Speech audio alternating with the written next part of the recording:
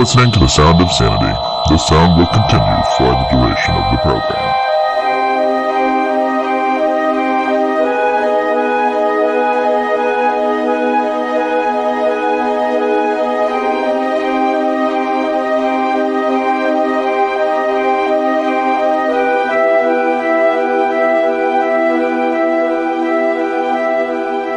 Greetings, my friend.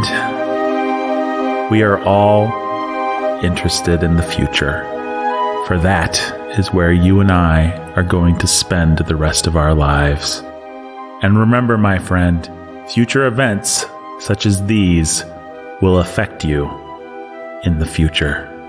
You are interested in the unknown, the mysterious, the unexplainable. That is why you are here. And now, for the first time, we are bringing to you the full story of what happened on that fateful day. We are bringing you all the evidence based only on the secret testimony of the miserable souls who survived this terrifying ordeal. The incidents, the places. My friend, we cannot keep this a secret any longer. Let us punish the guilty. Let us reward the innocent. My friend, can your heart stand the shocking facts of grave robbers from outer space? I forgot that part. That's a quote from the movie, the wonderful movie, Plan 9 from Outer Space. Oh. Folks, widely considered to be one of the worst movies ever made. That is the opening narration, delivered and meant quite sincerely, I assure you. Anyway. He insures you. I insure you. For a small fee. I will insure you. Against watching Plan 9 from Outer Space. Yeah, I will insure you. If you have a heart attack from boredom and or laughter, which are the two things that will happen to you when you watch Plan 9 from Outer Space. Listen, it's a pretty funny, bad movie with UFOs. And Bela Lugosi. And Bela Lugosi. Actually, Bela Lugosi died halfway through the shoot, and so Ed Wood got his dentist to play the Bela Lugosi part with a cape, just holding the cape over his nose, like in kind of a vampire pose, so you couldn't see his face, because I guess his dentist's forehead vaguely looked like Bela Lugosi's forehead. It's a very bad UFO movie, and a very great intro for probably the best episode of Sound of Sanity that you've ever heard, friend. And let me introduce all the friends. I'm your friend, Nathan, your humble and obedient host. We've got Ben Sulzer right there. I'm your friend, Ben. Hey, Ben, there's another friend, a friend to both of us and a friend to the listener in this very studio, Top Secret Studio B. Why don't you introduce that? Well, I will, because right now he's unknown. And friends, you're interested in the unknown. Yes, the great unknown, Pastor Jake Menzel. Right. I come in peace. And now he's known. Not as interesting anymore. None of us are now. Still great, though. Yeah, still great. But not interesting. None of us are. So, hey, guys. UFOs are in the news.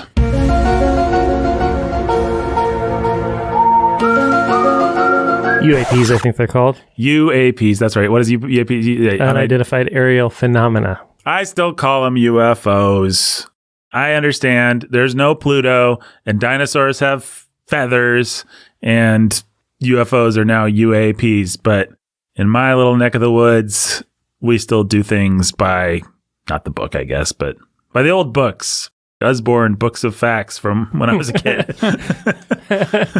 So much of what I learned that was fun was from those books, and I don't want to change it. Usborne books are great. Yeah, those were great. I like reptilian dinosaurs, and I like UFOs, and dang it all, I like Pluto. Why are we doing an episode on UFOs, gentlemen? I mean, they've been in the news, and the U.S. government is kind of talking about them a little bit more. So Trump set a date of declassifying a bunch of intel about unidentified aerial phenomena and things like that. Little videos have come out or leaked that the government, in one form or another, has admitted they don't know what they are, but the videos are legit, and there are all kinds of unexplained phenomena out there that they encounter on a regular basis that there's just not a good explanation for.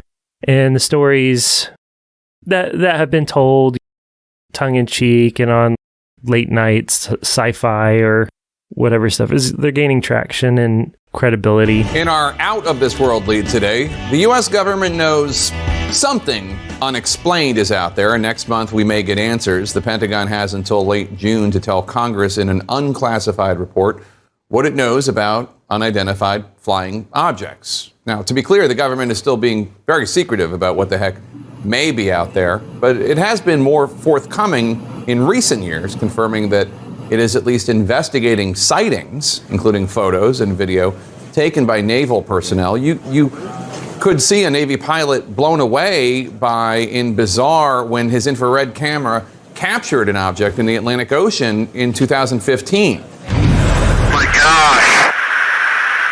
We're all going against the wind. The wind's 120 knots from the west. So look at that thing. People are really interested and intrigued, and a lot of people think there's been enough smoke now that maybe there's some kind of fire somewhere. Mm-hmm. And a lot of smoke.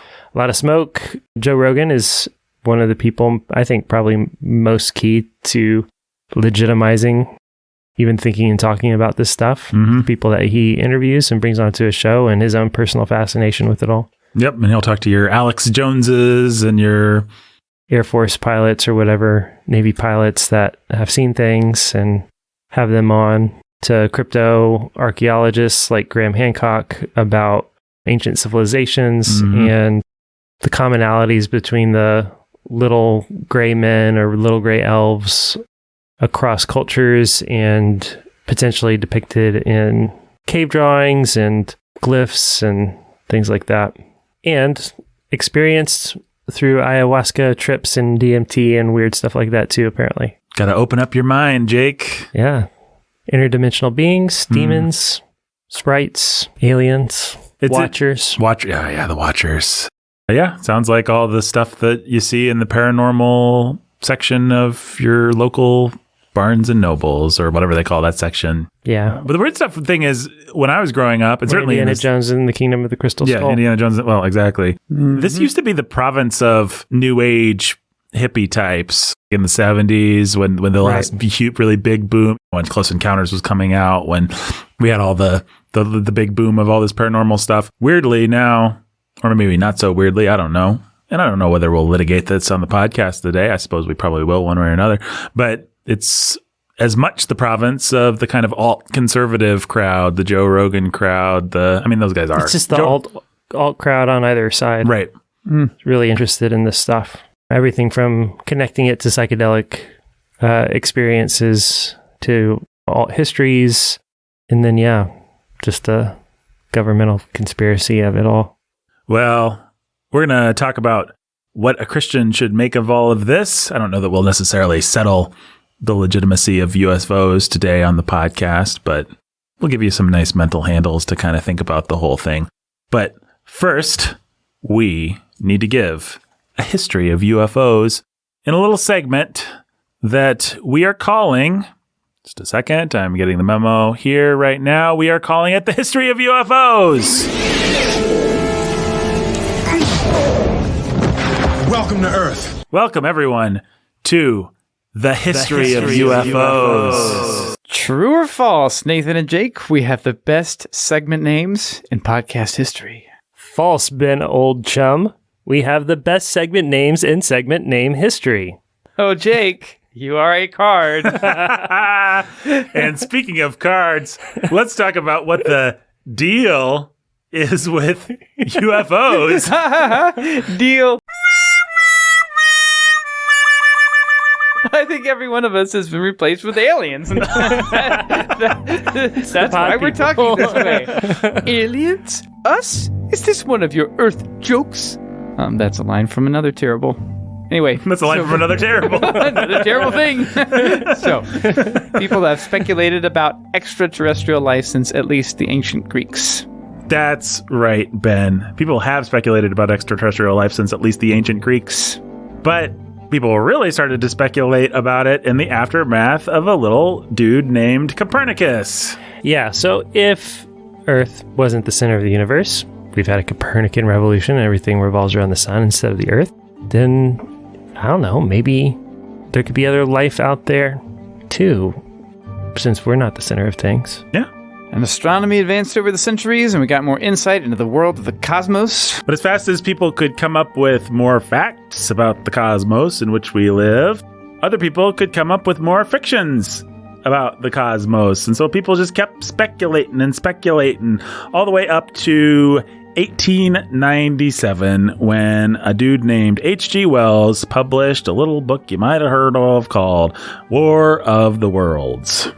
So War of the Worlds came out prior to World War I, but in the years directly before it. So there was already a lot of anxiety building up in places like England about foreign invasion from places like Germany. And so foreign invasion from men from Mars or wherever was a way to process that. Yeah, there's a whole genre of invasion literature. Over 400 works of fiction. And that gets us up to 1914, when the anxieties and the zeitgeist that generated all that fiction bubbled into a real world war. So the genius of H.G. Wells was to combine the anxieties of invasion literature with this metaphorical other, a malevolent extraterrestrial super intelligence, somebody out there that wasn't Germany or Russia or Italy or France or whatever. No one would have believed in the last years of the 19th century that this world was being watched keenly and closely by intelligences greater than man's, and yet as mortal as his own. That as men busied themselves about their various concerns, they were scrutinized and studied, perhaps almost as narrowly as a man with a microscope might scrutinize the transient creatures that swarm and multiply in a drop of water. With infinite complacency, men went to and fro over this globe about their little affairs, serene in their assurance of their empire over matter. Yet, across the gulf of space, minds that are to our minds as ours are to those of the beasts that perish, intellects, vast and cool and unsympathetic, regarded this earth with envious eyes, and slowly and surely drew their plans against us. And H.G. Wells and others added in another element people had a lot of guilt and anxiety over, which was mechanization, the Industrial Revolution. So Wells describes his alien menace like this. This is a quote. Quote, "A monstrous tripod, higher than many houses, striding over the young pine trees and smashing them aside in its career. A walking engine of glittering metal striding now across the heather, articulate ropes of steel dangling from it, and the clattering tumult of its passage mingling with the riot of the thunder. A flash, and it came out vividly, heeling over one way with 2 feet in the air to vanish and reappear almost instantly, as it seemed, with the next flash 100 yards nearer. Can you imagine a milking stool tilted and bowled violently along the ground? That was the impression those instant flashes gave. But instead of a milking stool, imagine it a great body of machinery on a tripod stand." End quote. First imagine a milking stool. Now imagine it's an alien. He's writing in 1897. He's trying to give you a picture of this bizarre, mechanized, tripod, scary thing taller than trees. Right. Writing to people who were farmers. Right. Well, and if you think about the mechanized horrors of World War I, and you think about the mechanized horrors of the Industrial Revolution. If you've read anything about World War I, just the horror of it, where you have this sort of old school warfare meeting the technology from the Industrial Revolution. You have men literally charging into battle on horses with bayonets, hitting machine guns, and it's just crazy. Just widespread, brutal slaughter. The dissonance as this new era of technological warfare was introduced and obviously some people were surprised by that. I mean, nobody, I think, expected World War I to be World War I, to say the most obvious thing in the world. But we already had a lot of fear and anxiety kind of swirling around in the zeitgeist, and it's really encapsulated in something like H.G. Wells' War of the Worlds.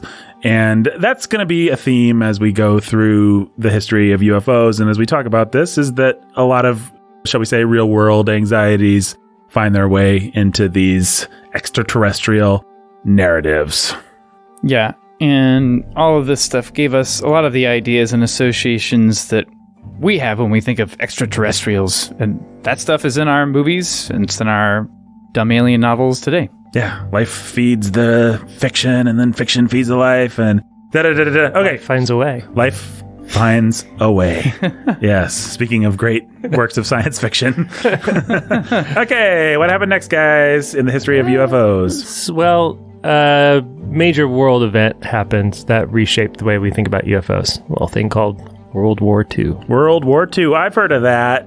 Yeah, fun fact, World War II ushered in the age of rocket science. Right, so suddenly the idea of reaching the stars and the idea of what it might look like if beings from the stars reached us felt way more plausible. The ideas of H.G. Wells and War of the Worlds suddenly felt way closer to home. Oh, we might have the technology to do that, or if we have it, maybe an advanced civilization could have it ahead of us. Yeah, and so suddenly people actually began to see things like that in the night sky. Things like what? Well, for one, you have air travel now being something that's kind of beginning to become normal. But for vast sections of the world populace, it's not. So suddenly at night, you've got airplanes in the sky. So if we take completely for granted now. Yeah, right now, any one of us could go outside and look up in the sky, and the chances of finding an airplane or something up there, pretty high. But that wasn't true before. And this was all new to people.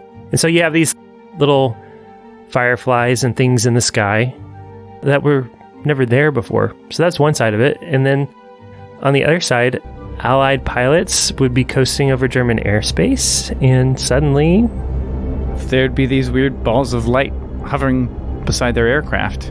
They nicknamed them Foo Fighters. But what were these apparitions? Were they optical illusions? Or St. Elmo's fire? Perhaps aliens from another universe? The world may never know. But following World War II adds some more anxieties to the mix, and some of these stories put it all together and mix in some Cold War atomic age stuff. And is it any wonder that UFO sightings started to take off in the 40s and 50s? Yep. One of the first really major incidents was in 1947. There's a gentleman named Kenneth Arnold who saw 9 objects just soaring in the sky around Mount Rainier in Washington. And he was quoted by newspapers as saying they moved like saucers skipping on water. He actually said they were crescent-shaped, but the saucer idea stuck. Thanks, Kenneth Arnold. Now, if you've heard of any UFO incident, you've heard of the one that happened near the Army airfield in a little place called Roswell, New Mexico. That was also in 1947, same time. A rancher named W.W. Mac Brazel found 200 yards worth of wreckage. It didn't appear to be a known craft from this world, so the U.S. military said, well, it was just a weather balloon. But obviously, people were keen to speculate. Later in the 1950s, speculation ramped up even more when aliens fell from the sky across New Mexico. Then they were tracked down and removed by men in military vehicles. Right. This is something that definitely really happened. The Air Force said that they were just what they call dummy drops, which they were dropping these dummies with latex skin and aluminum bones who did in fact look quite a bit like what the kind of National Enquirer, the tabloid idea of an alien. But the Air Force said they were just dropping dummies to test to see how pilots could survive long falls. And then 50 years later, the military did admit that it was, in fact, a cover-up. But not a cover-up of aliens. Yeah, actually, apparently the Roswell wreckage, they said specifically, was part of Project Mogul, a top-secret atomic espionage project. Or was it? Well, if you believe the government. Which, deciding that is obviously a large part of the drama that surrounds all these kinds of things. Yeah, and if you do, they've been documenting and researching UFOs since 1948 under an official inquiry out of Wright-Patterson Air Force Base in Dayton, Ohio, called Project Blue Book. So from 1952 to 1969, Project Blue Book documented 12,000 sightings. Vast majority of the sightings end up being identified, meaning we found a cause that wasn't aliens or whatever. Yeah, weather balloons, all of them. All of them were weather balloon. The 6% fall into the unidentified category. Yeah, so let's talk about the Robertson panel. After many sightings near D.C. during 1952, the CIA requested that the government get its experts together to figure out what was going on. Right. The CIA, again, this is trusting the government narrative, but again, the CIA told the government, we need to figure this out. And so the federal government did what it did best and formed a panel. And that panel was headed by a guy named H.P. Robertson, a physicist at the California Institute of Technology in Pasadena, California. And they interviewed military officers, got together with Project Blue Book, watched old film strips, examined photographs, looked at all the available material on UFOs. Yeah, and they concluded that 90% of it all was easily explained by meteorology or aircraft, balloons. And that there was zero evidence for extraterrestrial life, at least in this documentation. Of course, the report was kept classified through 1979, which fueled extra speculation among people who like to speculate. Right. Speaking of speculation, let's talk about Area 51. We've all heard about Area 51. It's in Nevada. Brent Spiner works there, and they don't let him out much. That was a site. It is a site that was used by the CIA and the Air Force to test experimental aircraft during the Cold War. So yeah, of course there were lots of sightings near it. Lots of legends that sprung up around it too. And that concludes our exciting discussion of Area 51. They were testing secret airplanes there. Y'all. Listen, that's a pattern you're going to see if you dive deep into any of this stuff. Any given incident or series of incidents is going to have its reasonable earthly explanation. If there's any argument for UFOs, it's in the accumulated weight of thousands of incidents that all have some kind of explanation, or do they? Yeah, one person who doubted that you could really explain all of them away was the Senate Majority Leader in 2007, Harry M. Reid. So per the Washington Post, quote, in 2007, Senate Majority Leader Harry M. Reid called his colleagues Ted Stevens and Daniel Inouye, I don't know how to pronounce that, sorry, to a specially secured room in the Capitol where highly classified information was discussed. Stevens, a Republican from Alaska, and Inouye, a Democrat from Hawaii, controlled funding for super-secret Pentagon operations. Reid wanted the Pentagon to investigate UFOs. So this is recent history. Quoting the Washington Post some more, Reid was contacted by Robert Bigelow, a wealthy acquaintance in the motel industry, whose father died in a plane crash, whose family reportedly blamed UFOs. Bigelow, who's a UFO enthusiast, owned a ranch in Utah where there had been a number of paranormal events. Cattle vanished, UFOs were spotted, strange magnetic fields appeared. A Defense Intelligence Agency official wanted to visit, so he called Reid. His interests convinced the majority leader that it was time to get serious about UFOs. Continuing from this article, quote, it only took about 10 minutes to persuade his colleagues, Stevens and Inouye, to support approximately $22 million in funds for the Pentagon to start a program to investigate. Stevens was a particularly easy sell, Reid recalled, because as an Air Force pilot during World War II, he had seen some pretty weird stuff, including an object that didn't appear to be a plane that mimicked his movements in the air. End quote. So, Harry S. Reid, pretty interesting guy to go down the internet rabbit hole if you want to hear a former Senate Majority Leader who takes UFOs very seriously and speculates and has all kind of evidence and has his ducks in a row. I'll let you do that research for yourself, folks. But the point is that basically brings us to the present day, because last summer, the Defense Department announced Establishment of Unidentified Aerial Phenomena Task Force. So they announced this task force, and they said the mission of the UAPTF is, and I quote, to detect, analyze, and catalog UAPs that could potentially pose a threat to U.S. national security, according to the Pentagon. Yeah, they call them UAPs now, Unidentified Aerial Phenomena. The government. Anything to make a term more cumbersome. Quoting from WAPO, our favorite publication, again. I was being sarcastic, it's not our favorite publication, but they are helpful on this topic. Quoting from them again. As part of President Donald Trump's spending and pandemic relief package, the Senate Intelligence Committee, led by Senator Mark R. Warner, Democrat Virginia, included a provision calling for the Director of National Intelligence to help produce an unclassified report on everything government agencies know about UFOs, including scores of unusual sightings reported by military pilots. And that report is due out, they said June. So we're... I think in the next couple of weeks. In the next couple of weeks. It should drop anytime.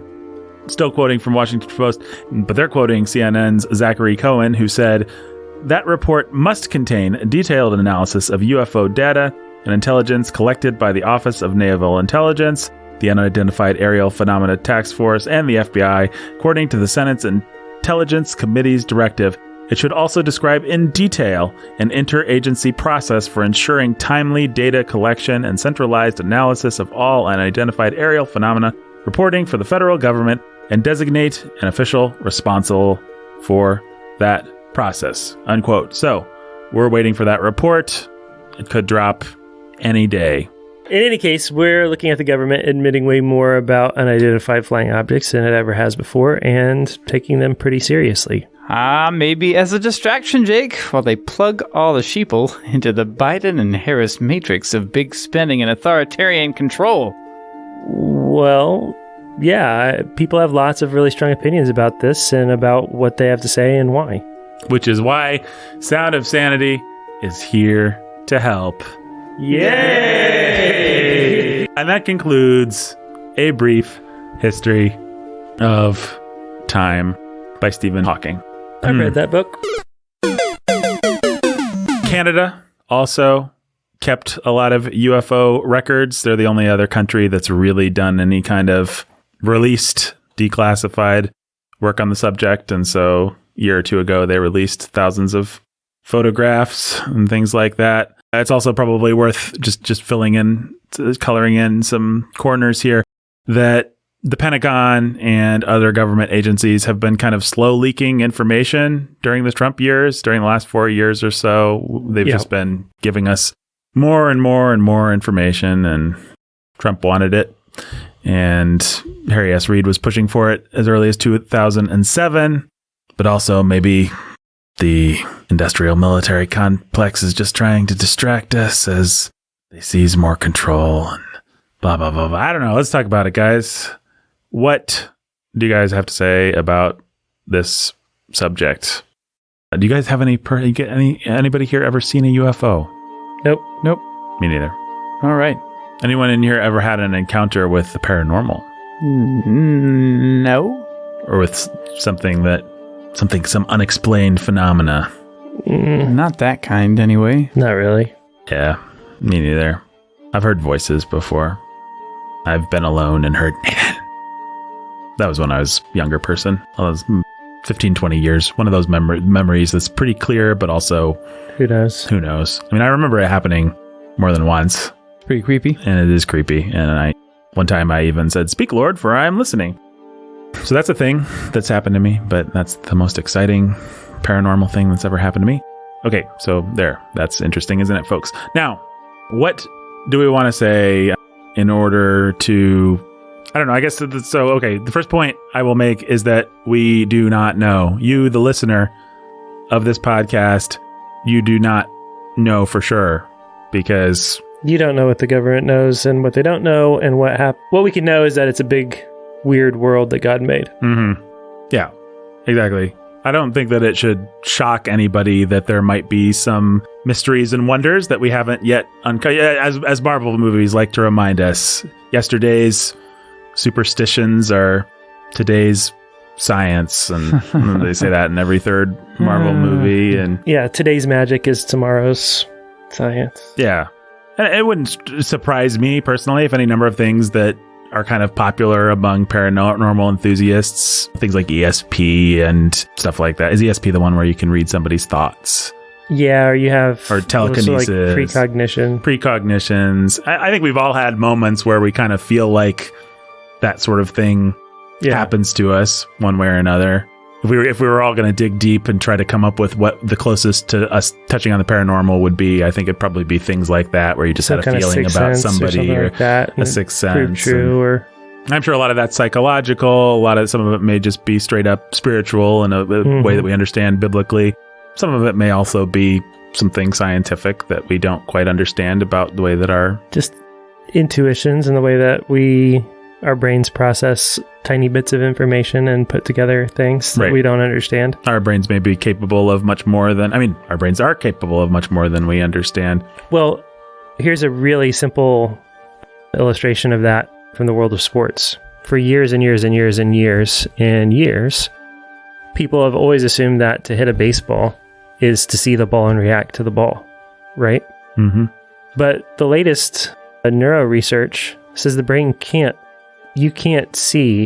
pick up that baseball out of somebody's hand at 95 or 100 miles an hour from 60 feet away and react to it that quickly. You don't have the reaction time. It's not possible. What's actually happening is your brain is picking up 1,000 other little inputs, from the motion of the pitcher to his hand to his release angle, all kinds of things, and intuiting, guessing, knowing what the pitch is going to be and where the ball is going to come. And that's just a practice that over repetitions that your brain learns to just decipher and interpret all of those things and put it all together. And that's how somebody actually hits a baseball. Yeah. It's not actually watching the ball. It's just all these sort of indecipherable, intuitive things that you pick up on. Right. And Pretty cool. yeah, it's really cool. And there's I have a book, I've not read it. It's called The Performance Cortex or something like that, talking about all the different ways that the things that you think linearly and logically. And so you think, you see the ball, you read the ball, you hit the ball. But that's not how it works. Mm-hmm. And there are lots of things like that in our lives. Right. That don't work that way. And some of these things that can feel like a sixth sense or something like that can be the same sort of thing, where your brain's processing all kinds of data and information that you don't quite fully understand. Mm-hmm. And you have a gut feeling or an intuition that just says something's going to happen. Right. And if you're keyed in enough to those intuitions, sometimes you can be pretty right about that sort of thing. Yeah. And so I'm not putting it past. We could one day discover that when I wake up in the middle of the night and just have that creeping feeling that there's danger somewhere close by, that my brain could be putting together 50 things to come up with a very accurate picture of the fact that there is something. Yep. Even if it's just somebody walking by my house or whatever it may be. And so, okay, it's a big wide world. I'll go this far with lovers of these kinds of things. Yeah, it wouldn't shock me if God just wanted to make a wonderful world that had a few extra surprises, a Loch Ness monster or a Bigfoot or I'm not claiming any of those things are correct. I think there's good evidence there's no Loch Ness monster because we have the technology to just look in the lake and see that there isn't one, for example. But we all agree that even if 99% of all this stuff is bogus, probably 1% of it has some basis in something that we don't understand something yet. That we just don't understand yet. Sure. Fine. Fair enough. But does that mean that there's going to be UFOs and they're going to come in peace and we'll meet this new civilization and they will be here to either destroy us or save us, which is pretty much always the narrative of a UFO movie? Whatever unexplained things and phenomena exist in this wide, weird world and cosmos that God made are things that God made and exist under God's rule and authority, whether visible or invisible, whether powers or not powers. Mm-hmm. And at the end of the day, God is sovereign. God is still God. God is sovereign over all things. And nothing is standing between God and the plan and purpose he has to build his kingdom in this world. Well, and I think we know enough from the Bible about God's purpose for the world and God's purpose for history. We can rule out a couple of the most popular UFO narratives. Like I was just saying, there's not going to be benevolent space gods that are going to come to save us. Right. Nor are there going to be malevolent space demons that are going to come to destroy us. Right. Because we know history. We know what's going to happen, basically. I mean, we can argue eschatology on another podcast, but what we know... I mean, I just keep thinking of Psalm 8. When I look at the heavens, the work of your fingers, the moon, the stars, which you've set in place. What is man that you are mindful of him, and the son of man that you care for him? You have made him a little lower than the heavenly beings and crowned him with glory and honor. You've given him dominion over the works of your hands. We live in a God-centric universe and a man-centric universe. Yeah. Actually, there's not going to be a surprise curveball where we find out really the entire sweep of history was about some other group of beings. That's not going to happen. Right. And so that rules out a whole lot of what people like to speculate about with UFOs. I mean, even if we found out that there was some kind of a creature that drove a mechanized starship that was on the fringes of our existence, what wouldn't happen is some fundamental shift in our existential standing before God in the universe. And I think you have to be really careful about, I love alien stories. I've always loved them. I love Independence Day was the coolest movie when I was in 1996 when that movie came out almost 30 years ago now, which is crazy. But I love those movies. I've always, anything with UFO. I liked Contact with Jodie Foster for crying out loud. I like 2001, all that stuff. But so much of it is about touching on the divine, touching on the transcendent. All those stories are usually about we found God and he hates us and wants to destroy us, or we found God and he really wants to help us, but we suck somehow. We messed it up, which make for interesting little morality plays and parables. He's trying to help us evolve, but we're trying to kill him. Right. They came to serve man. Oh no, it's a cookbook. They came to serve man. My favorite Twilight Zone. Mr. Chambers, don't get on that ship. The rest of the book, To Serve Man, it's a cookbook.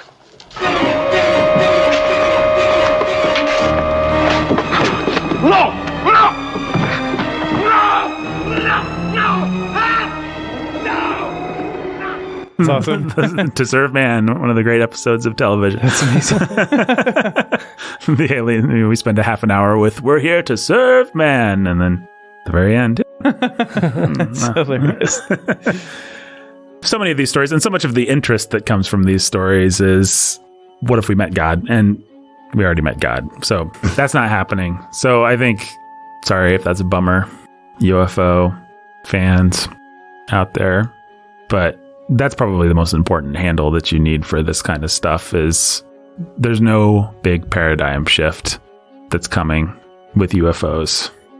Nathan, what if what we're actually dealing with are demons that have managed to build synthetic bodies and upload their consciousness to them or possess those synthetic bodies? Or what if we are dealing with some kind of weird thing? What's the thing with the Nephilim, and where you have these fallen angel spiritual beings who maybe mated with people or whatever? What if that's the kind of thing that we're dealing with, and it's all part of some weird, bizarre end-time scenario where the devils are being let loose to terrorize us all? I've been listening to Rogan, and there's this whole theory of this. The first time God came to destroy the world, the demons had come and they had mated with man, and they created these monster giant Nephilim. And there's this ancient global civilization with advanced technology and all this stuff. And it was out of control, and they were genetically manipulating lizards and turning them into dinosaurs and doing all kinds of weird, bizarre, crazy things. And so the demons were running loose, these fallen angels, and corrupting mankind and even corrupting mankind's DNA. And it was time for God to destroy the world with water. And now we're headed up to the destruction of the world with fire. And so they're coming and they're being let loose again. And now we're moving towards, once again, an advanced global civilization. All in coordination with the demons that people are talking through their ayahuasca experiences and DMT.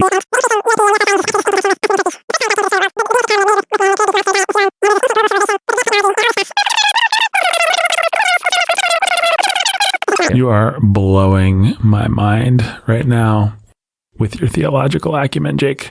Well, it makes a lot of sense out of the Bible. Yeah, finally a way to understand God's plan for it's humanity. Nice to know that the message of salvation actually relates to us and to history like that. Look, let me start here. This isn't entirely the answer to your question, but let me start with a little ad hominem. I have never respected anyone who had those points of view. They don't tend to come from the stable element of society, from people that are just have everything together. They've read their theology, they've read their Bible, they're loving their wife, they're loving their kid, they're giving a nice tithe, they're serving in their church, they've got all their ducks in a row. It's usually from angry people that want to make sense of a world that they've decided by and large doesn't make sense. And generally speaking, I don't think that they accept the actual biblical narrative as making all that much sense to them. And so they've got to find all these extra threads to tie together. It feels like shoring up the Bible, honestly. Right. If I can't just believe in the Bible, if the Bible isn't just good enough, then maybe I can connect it to this and that and to this ancient aliens theory, and maybe we'll finally The government's suppressing all this knowledge because it would prove the Bible was legit once and for all if they admitted that they have these 15 to 20-foot giant Right, because the testimony of God's Spirit through the gospel is not sufficient to establish the Bible's authority, and we need the government to stop covering up things so we can finally know it's legitimate. If we can actually if somebody rose from the dead and you're right. told us about heaven and hell. Right. If I can listen to an internet recording, like an MP3 of where Russians broke through to hell, yes, and we can hear the screams of the damned, and it sounds like someone ran a Gregorian chant through Audacity and added some effects, then I can have a little faith. I can rest easy knowing that Bible's not lying after all. The Bible's not lying after all. And if I can... I, for one, never suspected it was. Well, Jake, you're flipping. Are you the devil's advocate now or the other guy? I don't know. Let me just start there. I've never seen these kinds of theories work out all that well in anyone's life. I can think of very few people who I'm just like, I respect that guy. He's got it all together. But have you read in Ezekiel about the wheels? Yes. I've read about it in the wheels. Jake? I have too. Have you noted the similarity between the beings in Ezekiel and the beings that are gods across cultures and the presence of wheels? I've followed Facebook links with Ancient Origins. Ancient Origins, yeah. I've seen it all. I grew up with it all. It's I heard Benny Hinn talk about the Seven Kingdoms and the dinosaurs being wiped out by the floods and Atlantis and all that stuff. He sat on a gold throne and talked to Paul and Jan Crouch and explained to them about all this stuff. This has been around for a lot longer than Joe Rogan. Some of us actually grew up with this stuff. It's awesome. Yeah, it feels really cool and really mysterious. And Plato wrote about Atlantis. Yeah. He did. And the time period for Atlantis' demise is the same time period where we would suspect the global flood to have taken place. Cool. All right. Good. I'm glad that you got it figured out, Jake. If only the library at Alexandria hadn't been destroyed, it'd be proof of all of these things. Yeah. And then you'd know everything you need for life and godliness. No, wait, I think that was some other document that taught you those things. Anyway, so it would sure be cool. Can I just say, Jake's playing it pretty low key, but I've never hated a devil's advocate more than this one. What an annoying. Okay, cool. I mean, here's my real answer if I'm actually talking to that person. Okay, great. I'm glad somebody finally figured it out. I thought maybe the Apostle Paul was onto something. I thought maybe John Calvin, Martin Luther. I thought thousands of years of Christian fathers in the faith were onto something. But I'm glad that you, Joe Schmo, working at 7-Eleven in the 21st century, finally followed some Facebook links and put it all together. Thank you. But the maps, have you seen the maps? Yes. No, don't care. Give me my slushie. They're medieval maps that accurately map the Americas and Antarctica and stuff like that. And it's probably they saw maps from the library at Alexandria that pre-exist. Probably Noah had them on the ark or something. I'm going to need a Powerball and a pack of Pall Malls. And I'll get a Diet Coke. I'll get two, actually. I see you're running a sale.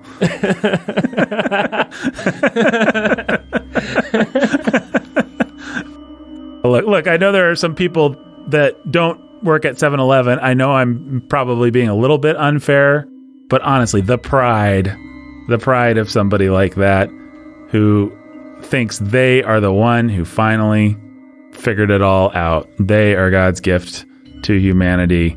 All because they followed a few links. I mean, honestly, all because they followed a few links on Facebook to Ancient Origins or whatever. Right. Read a couple old GeoCities websites.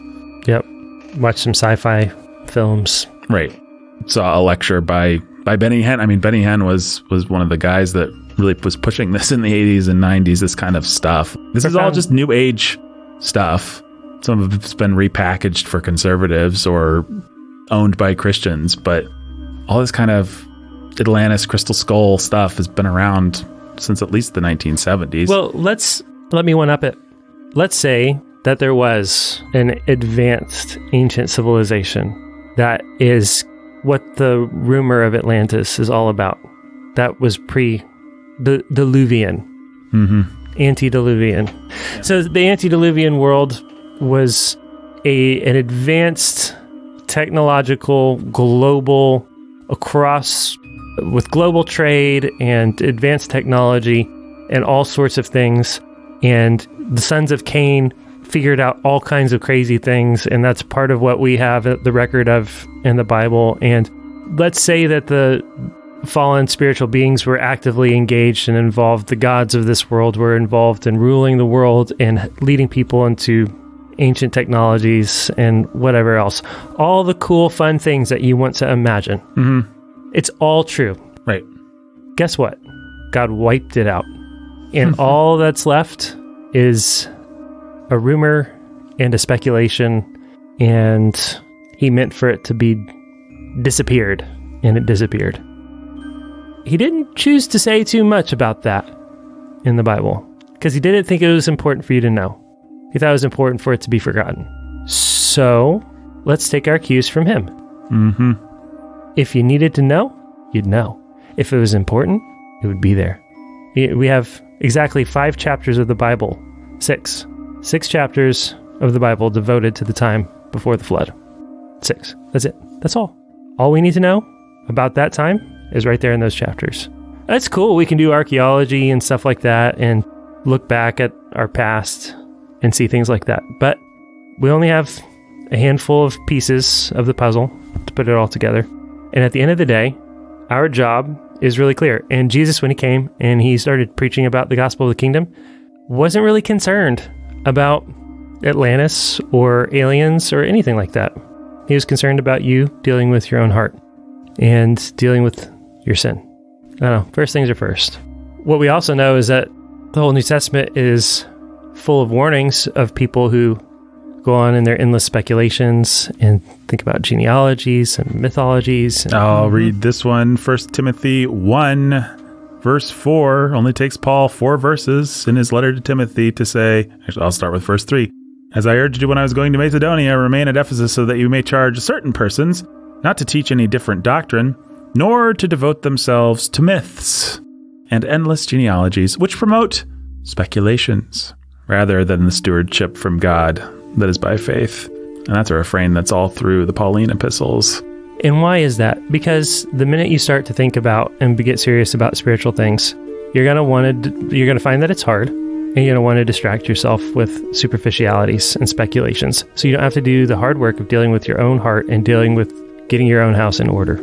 And that's why it sounded mean, but what your first response to the devil that I was presenting was, I've never met the person who I've actually respected, who really embraces all these speculative theories. Because stewardship from God that is by faith does not go along with speculations, myths, and endless genealogies. Right. They're what's the word when two things are against each other? Antithetical. They're antithetical, right? And so I would not expect to meet that person. That person does not exist. I'm sorry, folks, if I have a little bit of a chip on my shoulder about this. I grew up with these people. They're very persuaded of their own rightness, very proud, and very just interested in these, I'll use the word masturbatory ideas that they just like to keep speculating on so that they don't have to do the difficult work of just being disciplined in their godliness on a daily basis. And living by faith in a world that's hard for them to explain. Right. A world that has evil in it. Well, that's the other thing that I'd like to say about these people. They are so in love with the idea of evil. I mean, they just think evil is so cool. They just think Satan is so cool. Now, they would never admit say that. They would never admit this. But if you pull up their old GeoCities websites, if I may just be mean in my stereotyping, you'll find pictures of demons and Satan. And look, I'm a repenting horror movie guy. I know it when I smell it. These people just want an excuse to read about demons and paranormal creatures, and they just like words like desolation and abomination, and they just think that stuff's cool. I mean, don't do this, but you'd be better served to just watch a horror movie instead of playing with stuff that's real. At least that was fictional. Well, is there anything else we want to say about this, guys? In times of instability, in times of chaos, in times of an increased lack of institutional trust, trust in the institutions and authorities that God's placed over us, all kinds of conspiracy theories are going to abound and increase. People are going to, the less they trust those in power, the more likely that they're going to start coming up with wild theories to explain the difficulties of the circumstances and times that we live in. A lot of the eschatological, weird, dispensational, charismatic, quasi-charismatic hype that we grew up with was fueled by the Cold War. And a lot of what we're dealing with now is fueled by COVID and Trump and Biden and Harris and Bill Gates and China and Israel, and people want to have control. Right. And they want to feel a sense of control.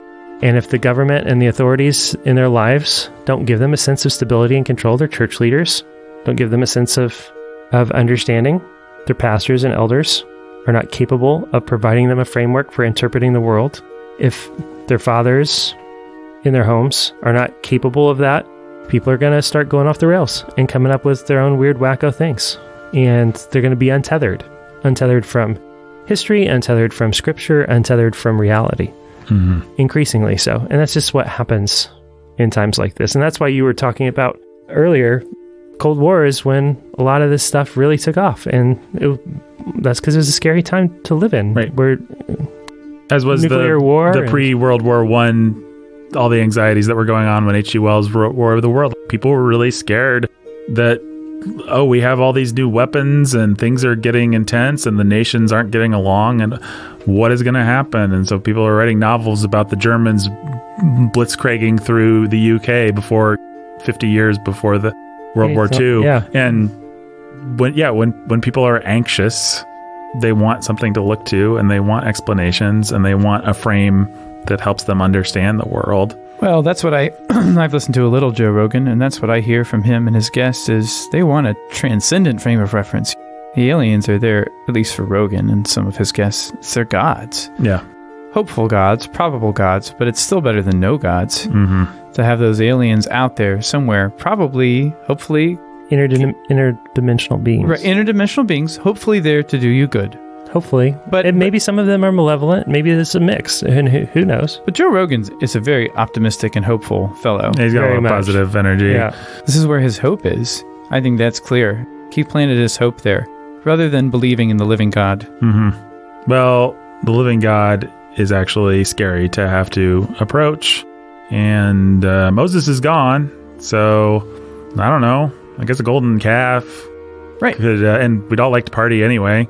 So we don't want to deny the historical reality that God brought us out of Egypt, and so here he is. Yeah, we just need a representation, something that our stupid poor minds can latch onto. You know? Right, that is correct. And none of it, and it's a good desire for us to have. Right, something that it's a joyful longing of the golden calf. Exactly, a joyful longing of interdimensionality.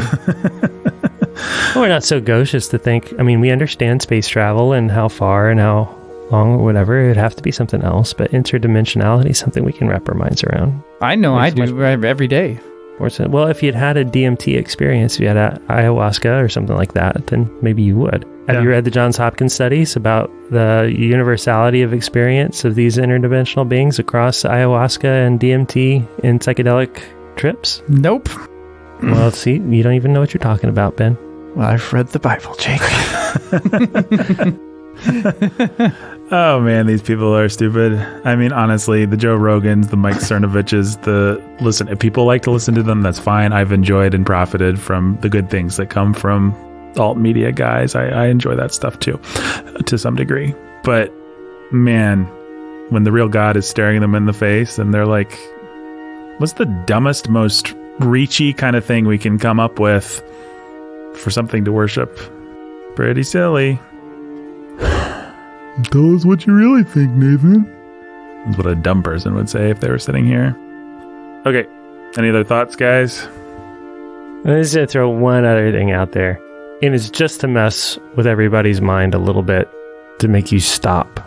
At least I hope that's how it works. If the government is a part of some mass conspiracy to cover up the existence of aliens or interdimensional beings, then what if they've let us know just enough about those beings for us to be infatuated with them and come up with conspiracy theories about them. What if it's part of its own disinformation campaign? What if it's all a big distraction? What if it's circles on circles on circles? What if it's turtles all the way down? What if it's layers on layers on layers on layers on layers? Point of that exercise is just, hey guys, guess what? You really don't know. You really can't know. But you can know the God who knows. Or you could be distracted from practical godliness and the actual crimes being committed in our society. Yeah, one of the two. If you were the devil, if you were an actual demon, what would you want? I want people to be fascinated with you. Yeah. And distracted from whatever was actually bad about you. Whatever it takes to distract you from godliness and from God and from the simple truths of Scripture, it's all fair game. It's all fair game, right? Well, I'll throw out one more thought. Now, correct me if I'm wrong, historians, but I don't think, off the top of my head at least, that there is one major example of a government telling a big lie that it didn't also make its citizens complicit in. In other words, we kill millions of babies a year, and we've got our citizens, by and large, to believe the lie that we're aborting fetuses. That kind of thing you hear about all the time. You can read histories of... Talk about an evil conspiracy. Right. You can read histories of the Nazis and the Germans that lived right next to Auschwitz and saw the smoke and were made to be okay with it. You can find those kinds of lies in Stalinist Russia, read about Mao's China, whatever. History is replete with those kinds of lies. But the government that was secretly killing all the babies and just not telling anybody because they would have been outright is like, no, that's actually way more work and requires way more government competence than any of us have ever seen. The much easier thing to do is just tell people, hey, it's okay for us to kill babies. Hey, the Holocaust is fine. Hey, it's your right for you to kill babies. Right. Hey, You're being oppressed because you can't kill your babies. yeah, there are boogeymen out there that want to control your body. Express your freedom by killing your babies. They don't need to have some facility built where they secretly kill babies. That's way too much work, and the government could never pull it off. Hey, you may think that you're a man because you have male genitalia, but actually, you may think you're a woman because you have female genitalia. Actually, it's all in your mind, man. Your 10-year-old little girl who wants to play with trucks is actually a boy. And we should do a surgery on her. And manipulate her with hormones. And if you don't, you're oppressing her. If you don't, inject your baby girl, your 10-year-old girl, with hormones and mutilate her body with knives, then you're a monster. We have a large swath of our citizenry that's more than willing to believe those things, and you think they need to cover up the saucers? They don't need to cover up the saucers if there are saucers. If they want us to believe, if there are saucers and they want us to believe the saucer men are good people, they could just tell us a big lie. They could just be like, the saucer men are here to help. They've managed to successfully say, you should kill your babies. Right. Boys are girls and girls are boys and nobody is neither. And we've all accepted that. You've all swallowed all that whole. Come on, tell me bigger lies. We don't need what are the bigger lies that could be told? Right. Than that. Atlantis, Jake. Atlantis. Bigfoot. Yeah. They have to hide Bigfoot from us. Right. They don't have to hide however many million babies a year. But Bigfoot, they've covered that one up. Come on. Good job, guys. You're giving the government too much credit, and you're giving humanity too much credit. If there was a Bigfoot, they wouldn't need to cover it up. They could just spin it anyway, and we'd be willing to go along like the sheeple that we are. And so you're giving your government way too much credit, Mr. 7-Eleven clerk, with all your little theories. And at the same time, not enough. Yeah. Right? They couldn't hide it from you. More than likely, they couldn't hide it from you. But if they wanted to lie about it and convince you of the lie, take a look around you. Look at the lies that everyone believes. Come on. Yep. I'm really trying to remember, and maybe listener, you can tell me, did we ever do an episode on conspiracy theories? Because we sure talked about it, but I don't remember ever actually hitting record on that episode. Maybe the government deleted that episode. No. Maybe they deleted it from our memories. Right. Maybe we're in the Matrix. We're in pods right now, and we just had that collective moment of... they're keeping deja vu. Yeah, that's it. glitches in the Matrix, guys. Yep. Maybe the simulation is trying to remove this episode even as we speak. It's possible. It doesn't want us to Agent blow Smith's up. going to come knocking on the door any moment, and then we're just going to reset and wake up in our beds. Oh, man. Well, Ben, what's your favorite conspiracy theory? I don't have one. I don't know. I just don't think about it. It just shows what a sheeple I am. What a sheeple. What a sheeple. What's an individual sheeple? A sheepshun? No, a sheeple. Sheep and sheep are singular and plural. Mm-hmm, but people is plural. Yeah, but sheeple is, who knows what it is. Shershun? Wow. It doesn't really work, does it? Jake, your favorite conspiracy theory as we close out this episode? My legit favorite one? Sure. Just to show that we have a sense of humor or whatever. We're regular guys. We like listening to Joe Rogan. And on an ironic level, the dinosaurs are demonic, genetically mutated creatures and that's why God had to send the flood. That's my favorite ironic one. My actual favorite one that I think would be cool to find out someday if it were legit or true is the ancient advanced global civilization that God just wiped from memory. That's what Atlantis was. And that's what the memory of Atlantis and those things are. And even insofar as there's a spiritual reality to it, that it was the gods of this world, the fallen, were part of that somehow. That to me is the kind of cool, fun, speculative stuff that would make a cool movie or a cool story, but there's a reason we don't know or why it's improbable or whatever. So Star Wars makes a cool story. You don't have to build your life around it. Exactly right. Trying to think what my favorite conspiracy theory is. I do enjoy Atlantis and ancient aliens and all that good stuff quite a bit, but if it's anything to do with Atlantis is fun. And I used to read a lot about JFK, all that Kevin Costner movie where he goes on for 3 hours just lecturing the audience about all the different CIA did it, or I think the CIA and the gangsters and Cuba, and they all got together to take out JFK because that's so much more plausible than just one crazy person making a really lucky shot. Well, Ben's giving me a look as if to say, or is it? Oh, all right, folks. In summation, we can't really know. Nobody does. Don't be a jerk who thinks you do. No benevolent space gods are coming to save us or destroy us. That's not the narrative of history that God has already told us we're in the middle of. Don't be a proud person who thinks you know all the mysteries of God. And the government doesn't really have to trick us about the ancient aliens that they've found, because they could just tell us, we found ancient aliens and they're awesome. Yeah, they just be like, you're not seeing ancient aliens. Those are pink unicorns. And we'd be like, oh, fun, pink unicorns. I like pink unicorns. I expected them to be more pink and more pretty. But I like them. Don't try and violate my rights by telling me they're not pink unicorns, because I deserve the right to appreciate. How dare you call the pink unicorns anything other than pink unicorns? I mean, what right do you have to define that for me? Well, I hate women, so. Clearly, and you're racist. And I'm racist. Yeah. So that's why I said that the pink unicorns are in fact ancient aliens. And what better note to end the podcast on than that string of wonderful metaphorical content. Hey, folks, this episode brought to you by ancient aliens. By ancient aliens. Broadcasted from deep within the ruined, hidden city of Atlantis. And my name is Olaxtacorvian. I'm an alien. That's a very alien-sounding name, so I believe it. Mm-hmm.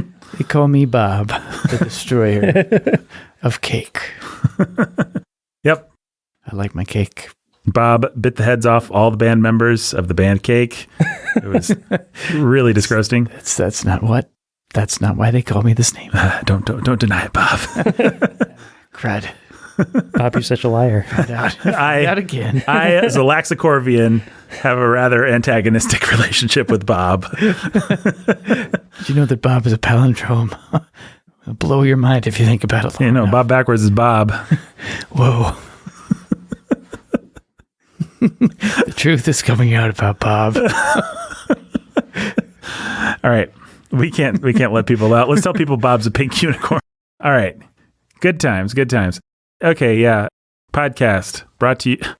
I don't know why. All I'm trying to do is do my shtick, folks. I don't know why I keep going to the podcast was brought to you by something. I never say that. The podcast has never been. It's the aliens, man. Brought to you.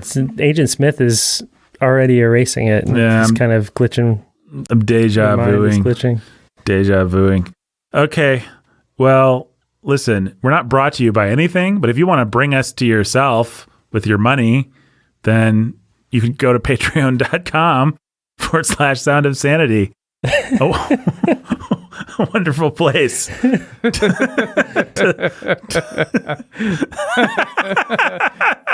You're feeling very generous right now.